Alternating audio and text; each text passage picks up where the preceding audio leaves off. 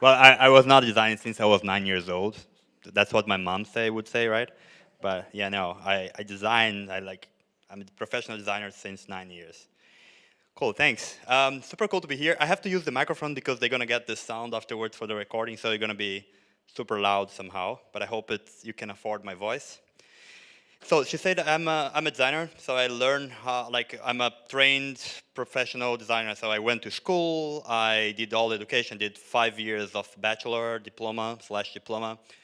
I studied originally like in Brazil, and then I studied in Cologne, in Milano, and then I went back to Cologne for my master, and I studied in Potsdam.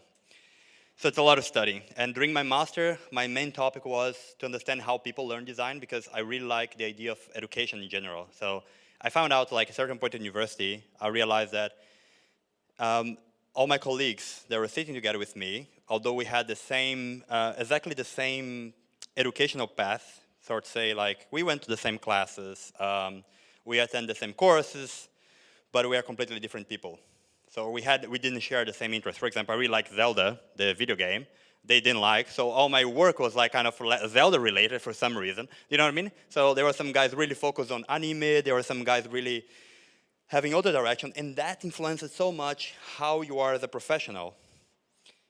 Right now my phone doesn't work. Okay, that was working. Yeah.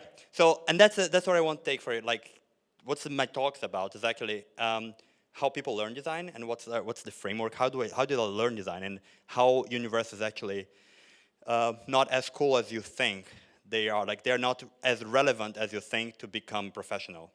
Okay. For example, I'd like to introduce my friend Pedro. He's actually a real person. He lives right now in Berlin. He just finished his PhD.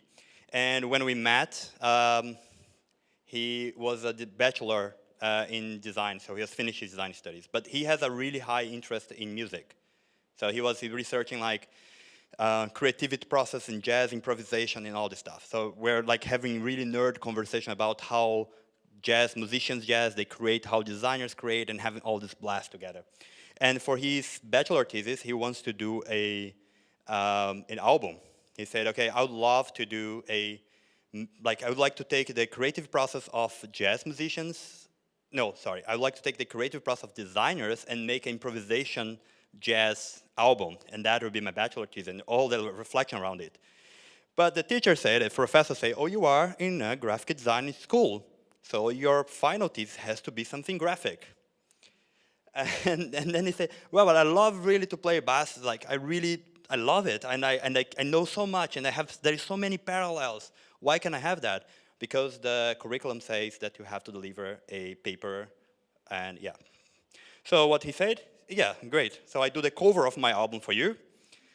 So he was like, he did the cover album, everything, all the paper around that, and that was his thesis for him, was the album for himself. So that's how he got his PhD position at the university, at the UDK in Berlin. Like there was one part of like he's still studying about sound and how sound is related to design and all this stuff and experimental. So you see, like the curriculum actually, that curriculum just like constrained him in so many ways.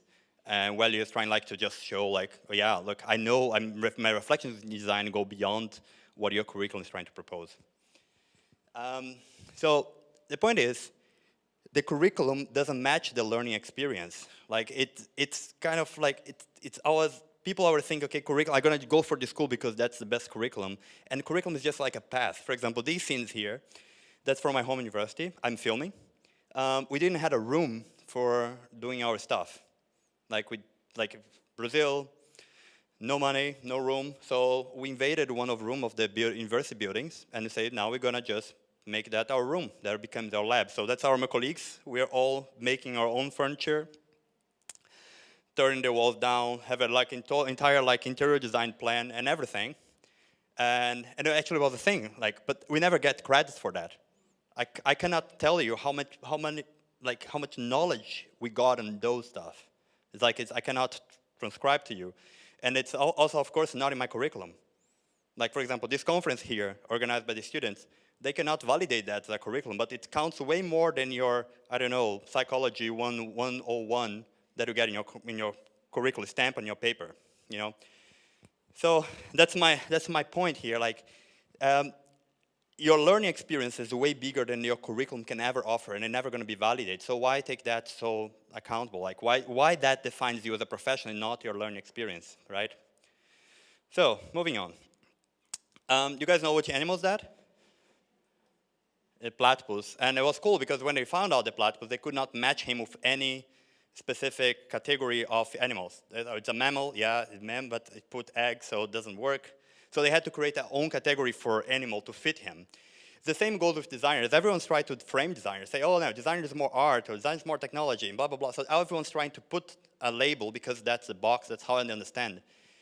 And the interesting stuff about that, about this this strive for definition, it's like designers don't need to define themselves. Like, we do our work and that's it, you know? And this tempt is that this need of defining is not something that I never needed for definition. I'm quite fine with I do, like, and I'm fine about that. I don't need someone tell me where's the border of my area of practice, because when I get there, I'm gonna find out, like, basically my area of practice is like where I feel confident and capable of working or not. You know, do you understand what I mean? Make sense? For example, I cannot operate a person because I never studied. Like, I have no clue how to even use Band-Aid. I have no idea. So, and that's the thing. Like, I don't feel competent to do that. And it's about like how I feel myself around that specific constellations, not some kind of paper that writes, say, designers do that. And that's like, because, I don't know, you guys have read about definitions of designers, design in your own country, what designers are capable of doing and so on. How much of that match with your capacity? Like, I don't feel like contemplated by those papers at all, because, for example, I don't work with graphic. I don't do paper, like print design. And most of the definitions are around that. So then you get it. So what do you do when you want to learn design? You go get education, right? You go to university, and that's your first step. You go there, you sit in a chair, someone's telling you how to do. And most of the times, like, this goes around getting someone experienced. There is someone that already practiced or reflected about the discipline and give you like all the best practice, make you reflect, show you a path. And you go there because you want to learn skills. And I like to use the definition of skills for measurable capacities. So, for example, I can run faster than you. So it's a skill because I can measure like how faster or more efficient. You know, there is metrics that you can apply to skills. Like learning Photoshop, for example, you probably know more menus items than me. You know, that's how I frame skills. You also go looking for competence. Oh, great, stop working. You also go looking for competence. And competence are how you do stuff. It's like pretty much the adverb or adjective of the thing that you know how to do. For example, I do something empathically. I do something emotionally or more beautiful and so on. And that's something that you can't learn. No one can teach you that. You can develop that, but I cannot sit here and say, now you're going to do it more innovative. Like, you can't. So competence is like the adjective, like how you do stuff. And you can only learn that by doing, basically. While skills, I can show you like tutorials, I can give you like a book, and then you can sit and learn this stuff. Right. What you learn, what you're looking for in university is pretty much getting these kind of clear. This is something that I pick up on LinkedIn this week. I kind of like it, like these program managers, product managers. They pretty much, good product managers know how to build right things and build things right. Doesn't matter like if I agree or not, it's just like the model that he created. I kind of like this stuff. And I made my own. So designers pretty much like know how to build and know what to build, right? Like, I'm quite nervous now. What happens usually like is, if I know how to build stuff, let's say I know how to code, I know how to craft with wood, I know how to shape anything, it doesn't mean that I know what I want to build, right? What's happening lately is that a lot of people are coming to this bubble here, so they claim that they know what to build, you know, they have these innovative ideas and so on and blah, blah, blah, but they don't know how to build stuff. So they claim, okay, now let's build a new spaceship to do that. That's like how you do that? Like how you gonna execute that? Oh, I don't know.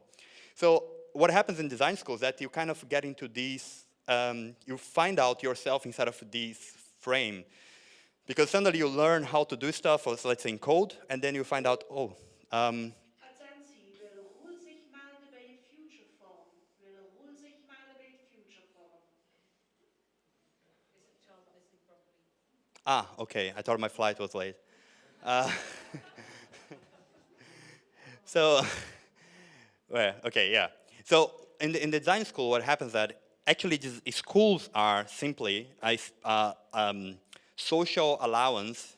Okay, so society give you the allowance to sit 4 years, 3 years, to concentrate in a topic with other people that share the same interest as you. That's like, and then in this space you have the chance to contest and like confront the classical knowledge about that. That's the only reason of like schools, universities in general. You know, so that's the basic, because like I can sit at work for 3 years and learn how to be a designer, but I don't have the chance there to contest anything because work has to be done.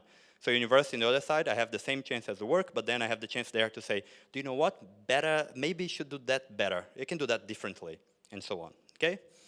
So get that picture clear, because what happens here is like, the moment that I know how to like code, I can like find out, oh, maybe I could use that thing to code that other thing.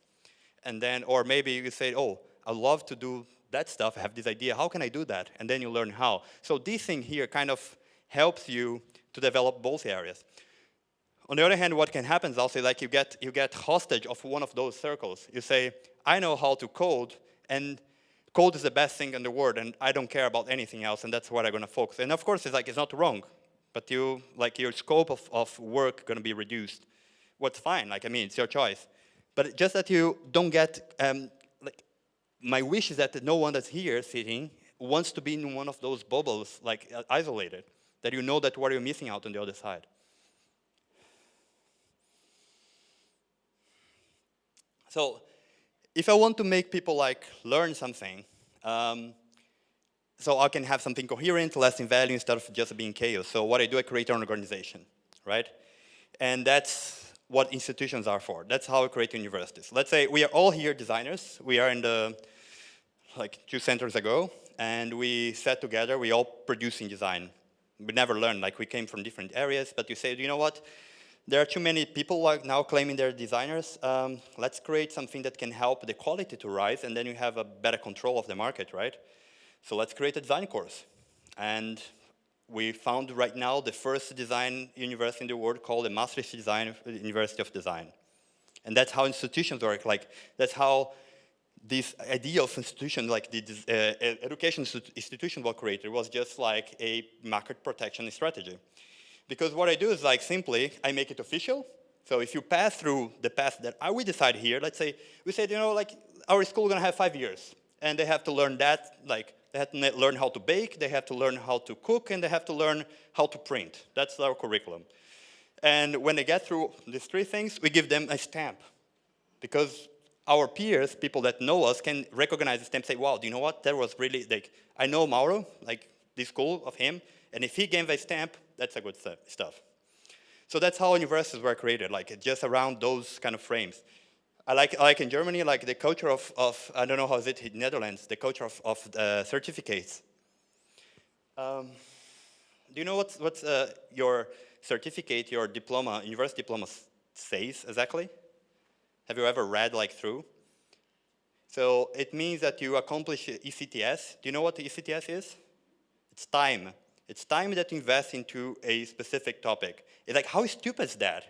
Right? Because probably you're here, sitting here, and you're spending like 45 minutes with me, and I certify you that you spend 45 minutes with me, and doesn't mean that you have any clue what I'm saying here right now, right? So that's what the CTS are all about. Like I give you a stamp about that. I have a funny story. I was like, one of the student conference that I was organizing, I was so frustrated about how people was like blocking me to graduate, because I just wanted to graduate. Say, look, I don't have the CTS, but like I've been here for 5 years already. It's kind of like I have to go. And they say, yeah, but you don't have all these CTS. I say, yeah, but I built a damn room downstairs. Like if you go downstairs, there is a room. I organized like 5 conferences last year. Please give me a certificate. I can move on with my life. No, you have to have papers. Like fine. So what I did was I put a stand in one of the conference. I made a layout of a design like certificate. I make stamps like Hogwarts and Star Wars and all this like with like really fancy, like with like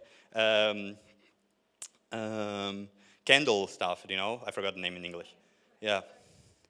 So everything like really super official, and then people could sit with me, and then we decide a topic. Let's talk about Star Wars. And then you talk about Star Wars, so then I'm going to give you a certificate of 2 hours conversation, 2 hours activity around intergalactic travel.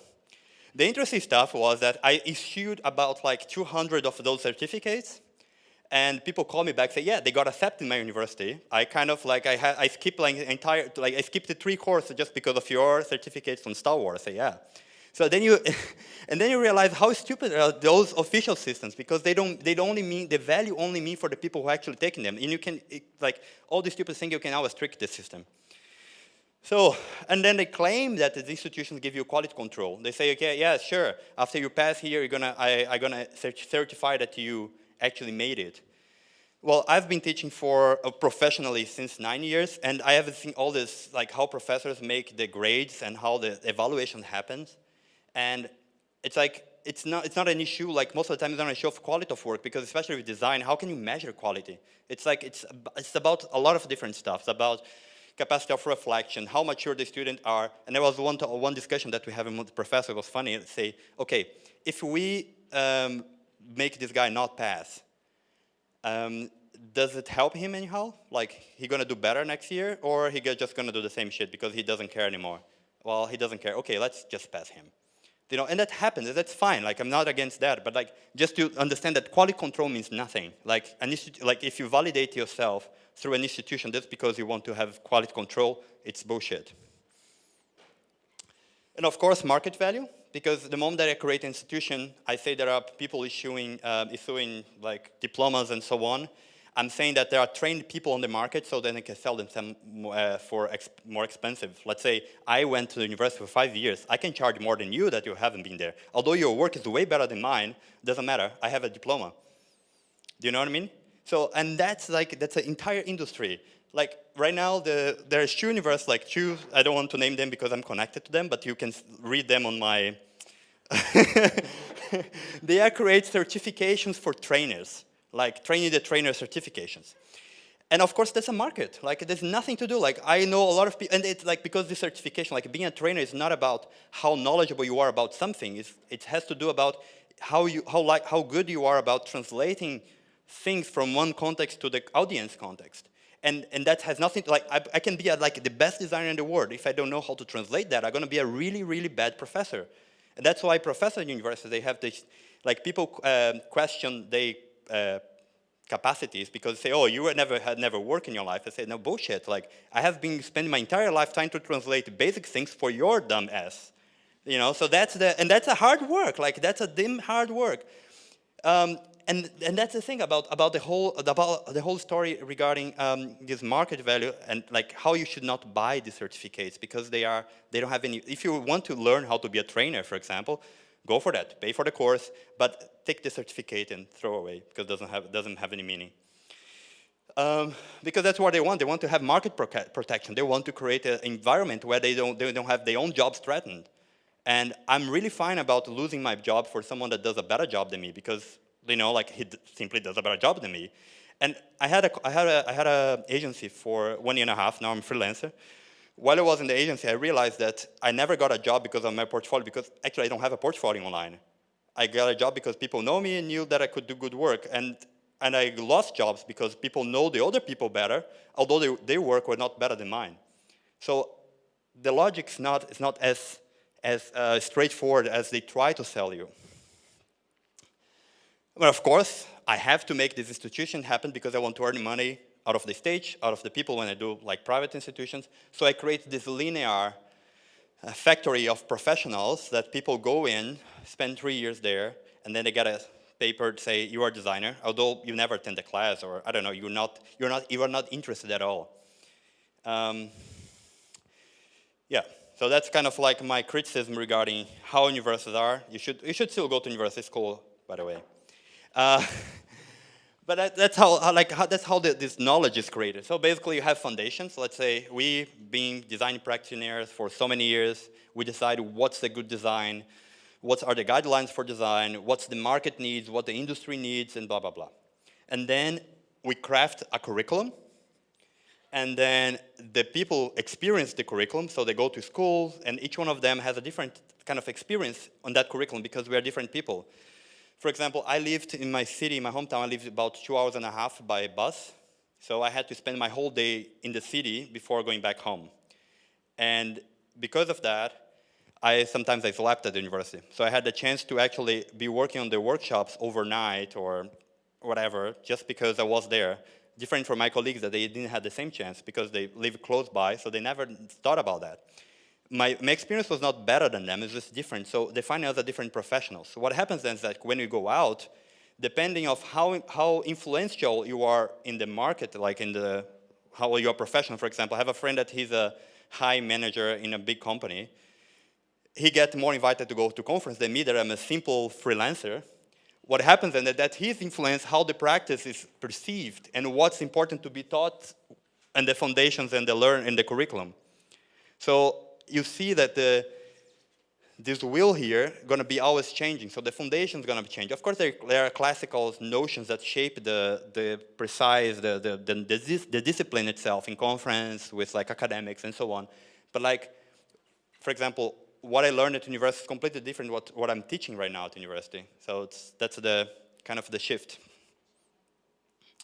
So there are like 2 ways of teaching design or teaching anything. This is from John Dewey, like a philosopher about education. You have the traditional objective way. They're not wrong. There is no wrong way of teaching or learning. Like there is not, how to say, appropriate ways for the audience. So it's this frame, okay? So for example, there is traditional objective. So I say to you, that's what you should learn now, although you're not interested, but believe in me, trust me, that's the direction. So that's usually the most frontal teaching, that's how it works. And you have the progressive way that say, look, you want to learn something, I give you the basis, and you work yourself up. Which one's better? Sorry? The second, I think depends. For example, I'm a really good progressive learner when it goes for design in general, like theories and so on, but I'm really good objective learner when it's go for training. Like I want to learn how to code. I don't want to be like bouncing myself. Please give me some structure. Teach me how to do that. So it's like it depends like on the learning profile and what kind of things you are getting there. So that's why there is no like when people say, oh, we have the best system. For what? For whom? That's one thing that I like about my home university, like here in Cologne, the Köln International School of Design. When I ask them, are you the best design school in the world? They say, no. We are one of the schools, and we have, like, people fit to us or not. And I think I like a lot this way of perceiving, because that's exactly how I believe. Every time people try to change education, they try to create this mega change that's going to overthrow everything, and everything's bad, and now we have a new system, instead of creating variations where people can find themselves inside of those systems. So more for variations rather than choosing one of those 2 paths. But I also believe that nothing that's worth knowing can be taught. I don't know who quotes that. Someone says Oscar Wilde, but I like the quote. I really believe in experience as a basis for learning. Like, that's how I learn. That's what I can say. Like, he actually, like John Dewey say, that you only learn something when the moment that you reflect and you translate with your own words. Like, when you can explain that to someone else, that's a moment that you actually integrate that in your system. And I really like that. And that's the point about going to university or not, is that university get the chance of experience stuff there. Like, it's all, university for me is a high probability environment. Like, you have the high, like, it's a lucky environment. I don't know, you guys like your colleagues at university? You can be honest about that. Do you like them? Yeah, no? Like, I don't do rhetorical questions. Like, usually this awkward silence disturbs me a lot. So when I make a question, usually I like to get an answer. So do you guys like your colleagues at university? Yeah, so you're nice people, you like your colleagues. So I didn't like my colleagues, for example. So I start hanging out with the guys above and below my ear. So I went to the Fachschaft. like the student council. So my entire studies, I was part of the student council. Like basically, student council was my actual university, and I used to go to the class when I had time. And it was pretty cool because actually, like, because that's what I needed. I don't recommend that to anyone. Like, that was my frame. And it was pretty, the good stuff about that was that I always arrive in the class and I said, okay, first day I measured the professor, say, okay, who is this person? Like, how can we, is there somewhere that I can sneak, like, what I can do with him or her? And then I figure out what he needs, and then I deliver that to him. For example, there was an art history professor that I really like art history, but he was boring as hell. So I said, okay, you know, I read all the books there was on the curriculum thing, and then every time he was saying something, I was correcting him or complimenting the words. Like, I was being really annoying. And then he'd say, okay, do you know what, Mauro? You don't have to come anymore. You can stay home. I know that you know. Just come for the exam, and then you are fine. I say, thank you. See you end of the semester. Because I was more busy like doing other stuff.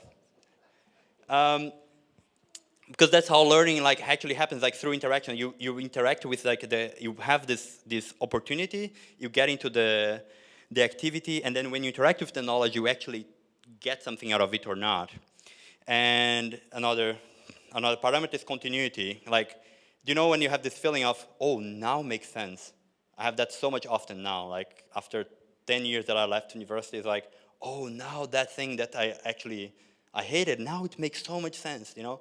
And that's like one effect of Dewey's parameters for learning. So, and that's the thing that education try to do, like when they make these experiments, workshops and stuff, they try to give you the chance of having the continuity as short as possible, so then you can use the knowledge like earlier. Okay, but then what happened then? Like you went to university, they make like you learn and stuff, but actually you are studying for a profession that doesn't exist yet. Because, for example, I learned Photoshop 2 at university, and I never used Photoshop 2 because it was just replaced by CS when I left university. Okay, I spent too much time at university. But, so technology evolved a lot when I left. Like, there was no laptops when I left, there was laptops, just to give you an idea. But that the fact is, people are studying now, like if you're a first semester, you are not working the thing that you're studying for. Like my first job didn't exist when I started studying. So how can you prepare people, like as a professor, how can you shape your curriculum that you give the chance to people to learn for something that no one knows how it's gonna be? So how does it work? But actually it looks like this game here. Right, you guys have played this game? The battleship will say A12 and then, oh, water, no, right?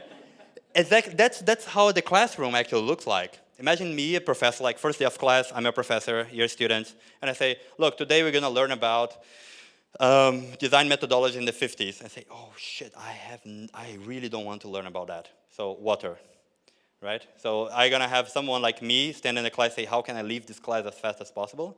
Or I can say, today we're gonna, like I had a physics professor, that was amazing. He said, today we're gonna throw things out of the cliff. I say, yes. So we learn how to do like movement of things by making catapults and throwing out of the cliff at university. We destroy a car once, like we are really catapulting toilets out of the cliff to learn the movement. So someone has to take a picture from outside, and then we had to do the whole mathematics to make the catapult hit stuff on the other side of the campus. So that was really cool. Like, I mean, I enjoyed it a lot. But that's the thing, like, it's a game like that. Every time you study, you are creating a curriculum for someone, you are having this problem of matchmaking.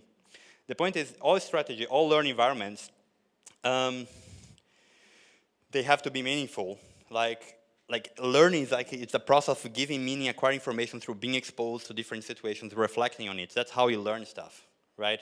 You get to learn here now, and then you watch a video at home, and then maybe you go to a class that's really boring, and you say, oh, Mauro say that stuff, oh, there, and then you get somewhere. It's a challenge. Like, that's why I really respect professors, because they have to do that thing work for you, what's a really hard work. Oh, that's a video, you can skip that, you can watch that online. I made interviews with people, and I asked them, okay, how does it work for you? Like, what's the solution for that? Because imagine the following scenario. I have 40 students, they all from different backgrounds, they all from different expectations, they all from different tastes and attention span, everything's different. Like I have 40 souls sitting in the room, And all of them are different, and I have to fulfill every single person expectation. How I do that, right? Is that either I use a tractor over you, I say, that's how you're gonna do, fuck off, shut up, that's how it works, that's my parameters for curriculum, and you have to fulfill it. Or I can say, okay guys, now let's think for half an hour about what you want to do and grow around that. Like, both doesn't work, because you're always gonna have the mismatch. Like, some people are gonna expect me to tell me, okay, how is to be a designer? And I tell them how to be a designer. And some people are gonna expect, okay, I don't have time for your prehistoric vision of how design are, because I have this whole internet telling me what to design, and you are not there, by the way. You know, so these kind of things, how you deal with that. So my way of perceiving that is that every student should be actually responsible for their own education internally. They should actually use the system, not trying to change the system, because you cannot change the university as such. Also because I don't know if my vision for university, the perfect university, is your vision for perfect university. So why I have to have the right to recreate the entire scenario and force that on the other people, instead of creating the scenario for myself and use the system as a resource, area of resource, without actually touching it, right? So that was my reflection. So just going back, okay, how can we create a university? First, professionals, academics define what design should know, and then they give that to the government, and the government create the minimum curriculum. It goes to the university then creates the ample curriculum. That's like, government says designers should be good at drawing. And then the ample curriculum is like drawing 1, drawing 2, drawing 3. And then the professor gets the ample curriculum, like with all how I should do my classes. And then he creates the real curriculum, that's like how I apply those guidelines into the classroom. And then the students there. So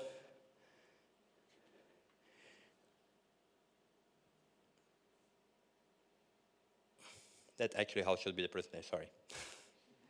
But then, what happens here is that there is an alternative activity, so open curriculum. So basically, every university defines how they want to do that specific thing defined by the government. And here you have how the professor adapts towards the class that he has, okay? So these are the two kind of areas that strategies or things that happens in those scenarios when I'm creating a course. And of course, the students, they see themselves, oops, too much animations. The students, they see themselves like this, right? They think they are the rebels, that the universe is like the universe is a really evil guy, emperor, and the professor is just following the rules, right? That's kind of the perception that happened. But like, I really don't like those things, because that's how systems work. They create antagonism inside of space. So then people that actually supposed to be working together, they start fighting each other instead of like looking, okay, how can we actually like not obey who's in the top? So that's why I think that I research about how the hacker community, they do stuff, not the people behind the computer, but hackers are like groups, they are a community that they share enthusiasm, so they're really excited about things they are doing. They share curiosity, they're really looking for different ways of doing the things. And they are a community. Oops. So that's why kind of like things that I've learned from the hacker community. So when you hack environment, like basically you are saying you are using whatever is in the system to fulfill your objective. I tell you a story. In this physics class, the professor said to me, okay, look, you're gonna have to do, like, you're gonna have exams, you're gonna have to write exams. I say, I hate to write exams. Like, it's like, if you want to really make me deep frustration, put me to do an exam. Like with these multiple choice questions or answer like totally uncontextual problems. Like I'm doing right now a German course, and you can do a certificate, like you can do a written certificate. When I did my test to get into the course, there's 3 tests. One is like writing a text, talking, and writing this multiple choice when you choose pronouns and verbs and you play stuff. So the proofer, the woman, said to me, look, your tests say that you are like on A2 level, like your conversations say that you are in the C1, and your written say that you're in B2, where I place you. I say, look, ignore the first one because I just hate that thing. Maybe I know the pronouns and stuff, but I just hate that format. And then the professor, like the physics professor, going back to the story, he told me, okay, look, but everyone's gonna do the thing. I say, okay, what about, tell me, what I should prove you that I know that you can give me the credits? Because the only thing that I want is the credits to move away. So what I need to give to you, what I need to prove to you. You need to prove that you know this theory, this method, and this model. I say, what about I design a game that can teach kids exactly those things? You would give me the credits? I say, yeah, sounds fair to me. So I spent way more time learning about this, I designed an entire game on Flash to teach kids how to calculate some stuff and how to make some physics models. I spend way more time than my colleagues because they all get the book and then they start like copying stuff and so I spend way more time, but I learned so much about game design. I work with that right now. And for me it was such an amazing experience, although I was not sleeping for 3 weeks in a row. And that gave me so much power. Like I really like that thing. So that's what I mean about hacking your environment. It's basically every system, they have a gatekeeper and they have parameters. They said, what do you need from, what I need to prove? What do you need to give me? I like at KISS as well, this off record. I don't know if they do that or not. But for example, I had to, when I was finishing my course at KISS, I didn't have any credits. And then the professor said, Mauro, I have a problem because I have to send credits to the university. How can I do that? I say, I don't know, what do you have to fulfill? Yeah, I have to fulfill something. So sit with me, and now let's create your papers. So I create my papers at the end of the course, basically, in order to just pay something for the university. So that was kind of how I graduated as well. So that's about hacking. But why you learn when you do that? Why I recommend people to learn that? Because basically you learn about empathy. These are the design principles that you learn. That's how you learn design.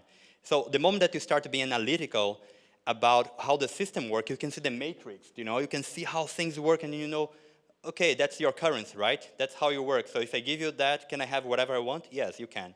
So for example, one thing that I had at home with my mom was, my mom had only 2 rules was, whatever you place out of the place, you place back. For example, if you make it dirt, you clean it, and you go on. And you have to be home at 10 o'clock. And I always fulfilled that 2 rules, and it gave me freedom to do whatever I wanted, because there was the only 2 rules that I had, and it was easy to fulfill. I say, come on, that's really easy. And I could do literally whatever you want. And even with the 10 o'clock, for example, I could play with that, because the concept was so precise that then you can always have interpretation about it. So that's the first thing. The second thing that you learn, you guys know matrix, right? Is that, how do you know that's going to work? Because that's also a fear of people, saying, oh yeah, I'm going to go to the class. How do you know that you could do that? I say, well, that's because no one tried that before, basically. So that's why I know that's going to work. The third thing that you learn is actually to reframe, like what you learned today in the talks in the morning. Because you look at the system always gives you the easy question. University is actually easy. If you look at that, you can pass the entire university without making so much effort.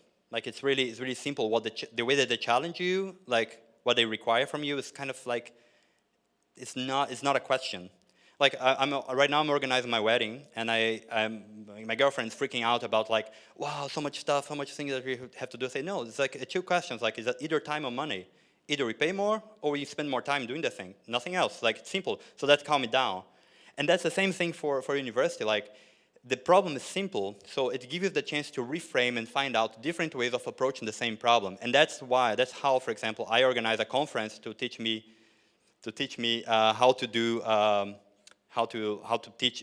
learn typography. We didn't have typography class. Good. My time is over. I got 2 minutes more, yeah. So why people don't hack? One reason is there's a power distance, so they're afraid of professors in general. They're afraid that the system gonna crush them and take them their rights. Usually professors are good people. When they are not, it's really easy to take them down. Believe me, I had like a witch hunt in my university for a semester. No professor wanted to sit in my classroom because I was just like, I was arriving 10 minutes before the class starts just to get them late. Then I could go to the department and then fill a form telling them, oh, this professor's late like 5 times this week. So then they let me arrive late. So that's how so usually don't be afraid of things. The second thing that people usually simply don't know that they can't do that. It's allowed. It's not allowed. It's like it's just possible. And that's the thing. Like the fear of the unknown makes you not realize that you actually can change your entire studies. You can have whatever study you want in whatever university, and that's totally possible. So I'm gonna pass just through, and I'm gonna say thank you, and you guys can